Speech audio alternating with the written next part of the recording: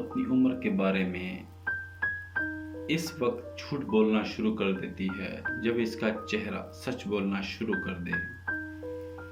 عادت محبت سے زیادہ جان لیوا ہوتی ہے۔ میں نے کئی محبتوں کو فنا ہوتے دیکھا ہے، مگر عادت محبت سے بھی بڑھ کر ہوتی ہے۔ محبت بھی اصل میں عادت پڑ جانا ہی ہے۔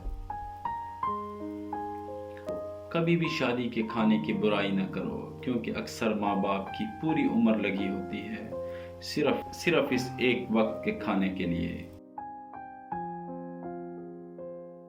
مرد ساری عمر چھڑکیاں کھا کے دھکے برداشت کرتا ہے، کفالت کی راہ نہیں چھوڑتا، مکان بنواتا ہے، پردیسوں کی مٹی پھانکتا ہے، آخر میں بچے جوان ہوتے ہیں اور کہتے ہیں کہ ابا جی آپ کوئی ڈھنگ کا کام کر لیتے تو آج زندگی سنور جاتی۔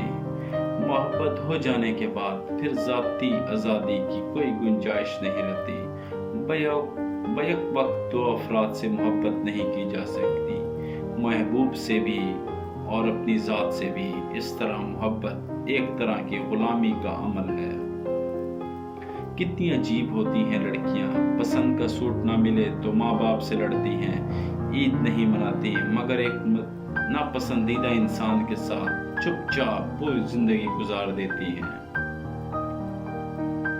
حسد کا جذبہ اس احساس کمتری سے پیدا ہوتا ہے۔ جو شخص اپنے آپ کو گھٹیا سمجھتا ہے وہ دوسروں سے جلتا ہے۔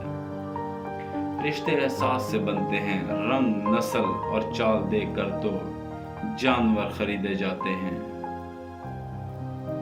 عورت کو اپنے پیار میں پاگل کرنا ہے تو اس کی عزت اور توجہ دو۔